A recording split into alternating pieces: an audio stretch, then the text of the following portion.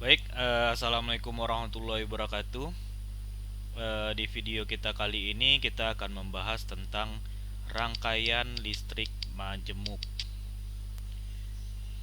Oke, rangkaian dua loop atau lebih ini dikatakan sebagai rangkaian listrik majemuk. Untuk di SMA yang akan kita bahas, kita batasi pada rangkaian dua loop. Yang mana yang rangkaian dua loop? Oke, coba diperhatikan gambar berikut ini dengan baik.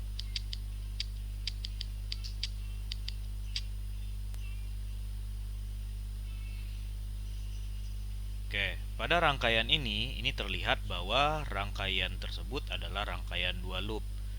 Loop pertama adalah A, B, E, F, A. Loop kedua adalah B, C, D, E, B.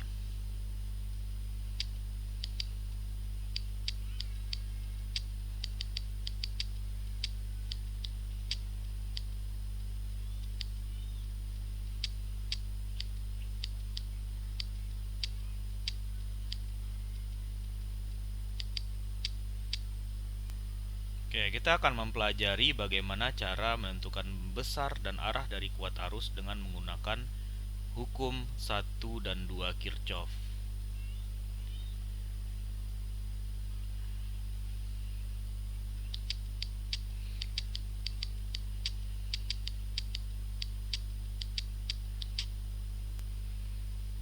Oke, silakan diperhatikan langkah-langkah penyelesaian rangkaian majemuk ini. Jadi intinya rangkaian ini harus paham tentang hukum 1 dan 2 Kirchhoff.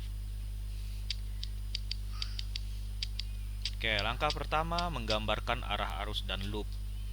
Ya, jadi ketika diberikan rangkaian dua loop atau rangkaian loop itu harus paham cara menggambarkan arah arus dan arah loop. Nah, seperti ini. Oke, untuk kasus dua loop tidak ada aturan baku. Jadi untuk menentukan arah arusnya itu bisa diprediksi saja. Oke, misal arus pertama yang mengaliri R1, kita sebut saja arus yang pertama atau I1 itu arus yang mengaliri hambatan pertama. Oke, misalnya kita tuliskan, kita gambarkan ke kanan, kita ikuti saja baterai yang ada pada loop tersebut. Oke, begitu juga untuk arus kedua dan arus ketiga. Boleh nggak arus ketiganya dibuat ke atas? Ya boleh saja. Oke, jadi untuk menggambarkan arah arus dan loop pada analisa rangkaian dua loop, ini untuk menggambarkannya itu tergantung selera masing-masing. Oke. Berikutnya dari gambar ini bisa terlihat bahwa R1 dan R4 itu adalah rangkaian seri, di mana mereka sama-sama dialiri oleh I1. Begitu juga untuk R2 dan R3, itu juga rangkaian seri, sama-sama dialiri oleh I2 dan I3. Oke, jadi yang jadi pusat perhatian nanti adalah yang di titik B ataupun yang di titik E. Jadi dipilih saja salah satu. Oke, jadi arus percabangannya kita ambil di titik B dan di titik E. Oke, yang berikutnya harus digambarkan adalah arah loop. Ini juga bebas, boleh digambarkan searah jarum jam dan boleh berlawanan dengan arah jarum jam. Oke, bisa dilihat di sini arah loop 1 kita gambarkan searah jarum jam, arah loop 2 kita gambarkan berlawanan dengan arah jarum jam. Oke, langkah kedua yang harus dilakukan adalah menuliskan persamaan-persamaan hukum Kirchhoff-nya. Oke, kita bahas dulu yang pertama, persamaan yang berasal dari hukum 1 Kirchhoff, yaitu pada titik percabangan B. Kita ambil contohnya di titik B. Oke, berdasarkan gambar yang sudah kita buat ini, berarti bentuk hukum 1 Kirchhoff-nya bisa kita tuliskan seperti ini. I1 tambah I2 sama dengan I3. Bisa kita tuliskan jadi I1 tambah I2 sama dengan I3. Ini selesai untuk hukum 1 Kirchhoff-nya. kita lanjut menuliskan persamaan untuk hukum 2 Kirchhoff. Untuk hukum 2 Kirchhoff nanti kita akan dapat dua persamaan, yaitu dari loop 1 sebagai berikut. Kita ambil loop 1 yang kita gunakan tadi adalah A, B, E, F, A.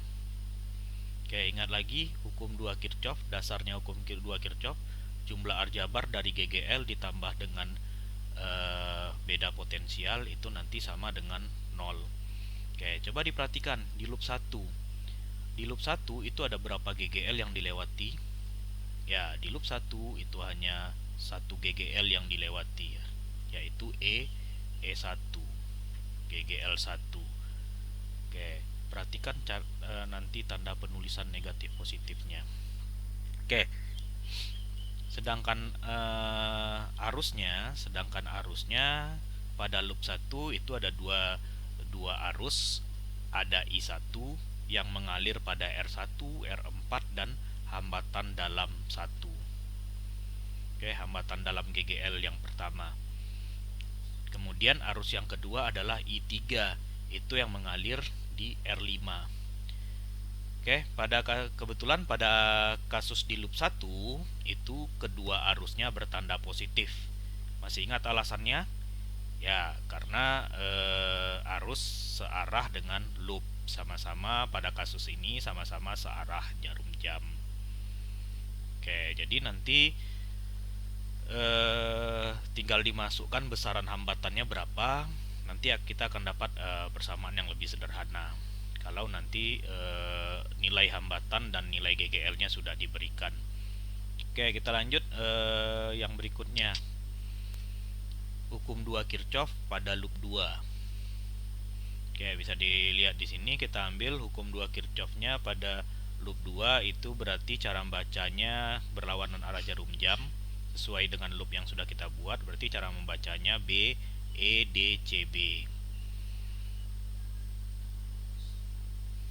Oke, bentuk hukum Kirchhoff-nya jadi seperti ini. Oke, bentuk hukum Kirchhoff-nya jadi seperti ini. Masih ingat kenapa E2 min? Oke, jadi E2 bernilai negatif atau GGL 2 bernilai negatif karena yang dijumpai adalah garis pendek terlebih dahulu. Artinya putaran loopnya menjumpai garis pendek terlebih dahulu. Makanya GGL 2 bernilai negatif. Oke, sama halnya dengan loop 1, kebetulan I2 dan I3 itu juga bernilai positif. Tadi alasannya karena I2 dan I3 searah dengan loop 2. Oke, ini untuk bentuk persamaan dari loop 2. Oke, setelah dapat persamaan dari hukum Kirchhoff 1 dan hukum Kirchhoff 2, berarti nanti kita tinggal menghitung besaran-besaran yang dinyatakan nantinya. Oke, bisa saja besarannya yang sering ditanyakan itu mengenai kuat arus pada tiap hambatan. Misalnya arus yang mengalir pada hambatan 2 berapa, hambatan 3 berapa. Nah, karena R2 dan R3 pada kasus ini seri, berarti kalau kita sudah punya nilai I2, arus yang melalui hambatan 2, berarti arus yang mengaliri R3 nilainya sama dengan arus yang mengaliri R2. Kalau kita sudah punya arus, berarti nanti kita juga bisa menghitung tegangan jepit. Ingat yang dimaksud tegangan jepit? Tegangan jepit adalah tegangan di antara dua titik. Bisa saja nanti pertanyaannya yang ditanyakan adalah tegangan jepit CD atau tegangan jepit BD. Oke. Ini tadi 3 langkah atau langkah-langkah untuk menganalisis rangkaian listrik 2 loop. Oke, kita lanjutkan. Tadi seperti yang Bapak bilang di awal, menentukan arah arus itu kan tadi hanya kita prediksi saja. Tidak ada polanya atau tidak ada ketetapannya, tinggal kita prediksi saja. Cuman nanti setelah, sebagai catatan, jika nanti ditemukan arusnya bernilai negatif, berarti arah arah arus tersebut berarti berlawanan dengan yang kita gambarkan. Katakanlah nanti nilai I2 ternyata negatif. Kita dapat perhitungan nilai I2 negatif. Berarti seharusnya I2 itu arahnya bukan dari C ke B, tapi I2 arahnya dari B ke C. Oke, tidak, nanti itu bukan salah, bukan berarti salah, tidak perlu diulangi perhitungannya, tidak perlu diulangi perhitungannya. Oke, itu hanya menyatakan bahwa arahnya berlawanan dengan yang kita gambarkan.